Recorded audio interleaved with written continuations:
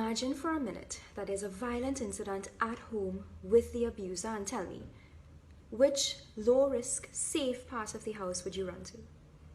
And if it got so bad that you absolutely had to leave home, how would you escape? Where could you go at a moment's notice? And more importantly, do you know where your car keys and purse are at all times? Do your children know how and when to dial 999? These questions can be scary for any person to have to answer, but it's necessary to think about how you can increase your safety when living with an abuser.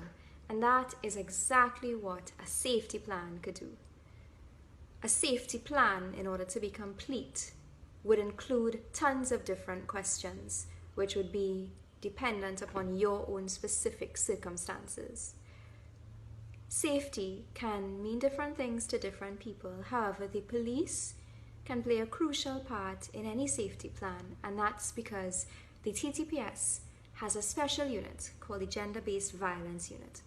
And these officers have been specifically trained to deal with reports like yours, to take those reports seriously, and to treat it with the particular sensitivity required when dealing with either intimate partner violence or child abuse and all forms of domestic violence.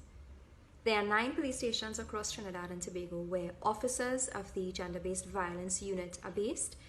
And if you can't visit one of these 9 police stations, of course you can make your report at any police station. And the one-door policy of the TTPS means that your report will be transferred accordingly.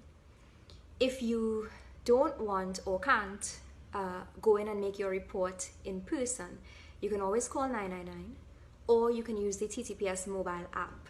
However, if you have an emergency situation, the TTPS mobile app should not be used and you should call 999. 800-SAVE is another number that you can call, and that's the number for the domestic violence hotline. We know that all of this information can seem pretty overwhelming, and it might be that going to court or calling the police have never seemed like viable options to you, but they are.